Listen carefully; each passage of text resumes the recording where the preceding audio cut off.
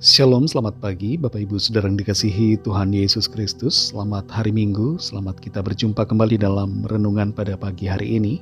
Kita bersyukur karena penyertaan Tuhan, karena pertolongan Tuhan yang terus memampukan kita dan melimpahi kita dengan kebaikan.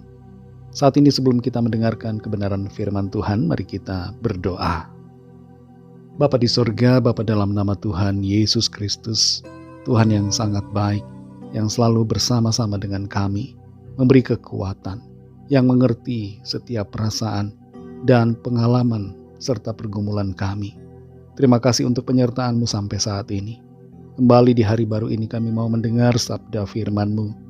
Urapi kami supaya kami mengerti dan taat melakukan setiap kehendak-Mu. Dalam nama Tuhan Yesus kami berdoa. Haleluya, amin. Saudara yang dikasih Tuhan, ayat firman Tuhan saat ini terdapat dalam Filipi pasal 1 ayat yang ke-21. Tertulis demikian. Karena bagiku hidup adalah Kristus dan mati adalah keuntungan. Saudara yang dikasih Tuhan, sebuah studi yang dilakukan oleh Harvard Business School terhadap sekelompok orang menghasilkan suatu kesimpulan bahwa hanya 3% dari responden yang memiliki tujuan hidup jelas dan tujuan hidup mereka dituliskan. 13% responden yang lain punya tujuan tapi tidak ditulis. Dan sisanya, sekitar 84% merasa tidak punya tujuan hidup yang jelas sama sekali. 84% responden menyatakan bingung. Mereka tidak mengerti apa sebenarnya yang menjadi tujuan hidup mereka. Kebanyakan orang yang hidup di dunia ini juga mengalami hal yang sama, yaitu tidak punya atau tidak mengerti apa tujuan hidupnya untuk dijalani selama ada di dunia ini. Ketidakmengertian akan tujuan hidup bisa membawa pada stres dan bahkan depresi. Ketidaktahuan akan tujuan hidup yang jelas juga akan membawa pada kebingungan dalam mengambil langkah dan keputusan. Kehidupan akan dijalani tanpa arah dan cenderung hanya akan digunakan untuk menghabiskan sisa hidup yang ada dengan cara-cara yang sesuai dengan pikiran sendiri. Firman Tuhan mengajar kita, saudara, bahwa kita punya tujuan hidup yang jelas. Dalam Filipi 1 ayat 21 ini dikatakan, karena bagiku hidup adalah Kristus dan mati adalah keuntungan. Rasul Paulus adalah orang Farisi dulunya, dan dia punya semangat yang luar biasa untuk mengerjakan atau melakukan apa yang ia pahami sebagai suatu kebenaran. Sebelum dia mengenal Kristus, sebelum dia mengalami encounter dengan Tuhan Yesus secara pribadi, dia seperti orang yang tahu akan tujuan hidupnya. Tapi sayangnya tujuan hidupnya adalah tujuan hidup yang salah. Ada banyak di antara kita yang sepertinya punya tujuan hidup jelas, tapi tujuan hidup yang jelas itu bukan selaras dengan kehendak Tuhan.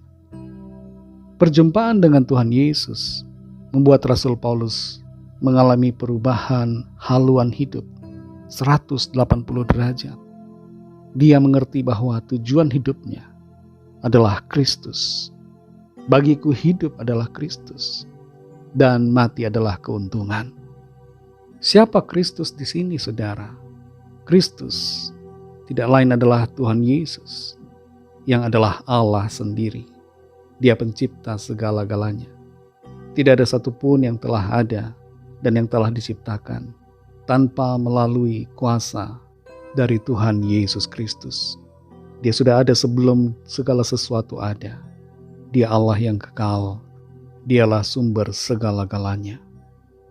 Tujuan hidup saudara dan saya, perlu kita sadari, adalah Kristus Yesus Tuhan.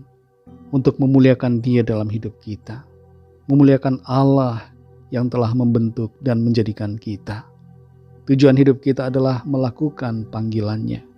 Menggenapi firman-Nya dalam kehidupan kita setiap hari, mengerjakan apa yang Tuhan ingin kita lakukan selama kita ada di bumi ini.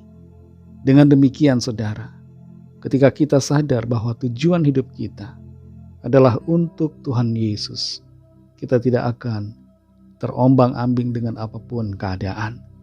Hati kita tetap, mata kita terfokus pada satu tujuan kekal, pada pribadi yang agung, yaitu Tuhan Yesus Kristus yang telah menebus dan menyelamatkan kita. Apapun profesi saudara, apapun yang saudara kerjakan, setiap pelayanan yang kita lakukan, semuanya adalah bertujuan untuk memuliakan nama Tuhan. Roh Kudus akan menolong kita untuk semakin mengerti akan kehendak Tuhan di dalam kehidupan kita masing-masing secara pribadi. Mari kita berdoa. Terima kasih Tuhan Yesus, kami mengucap syukur Bapa untuk firman-Mu yang sudah kami dengar.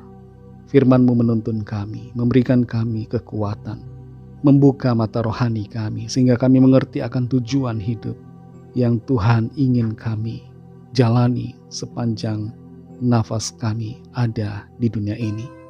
Pimpin kami Roh Kudus, supaya kami senantiasa hidup memuliakan nama-Mu ya Tuhan, menyenangkan hati-Mu dan setia selalu sampai akhir hidup kami. Berkati kami di sepanjang hari ini dalam segala tugas aktivitas kami.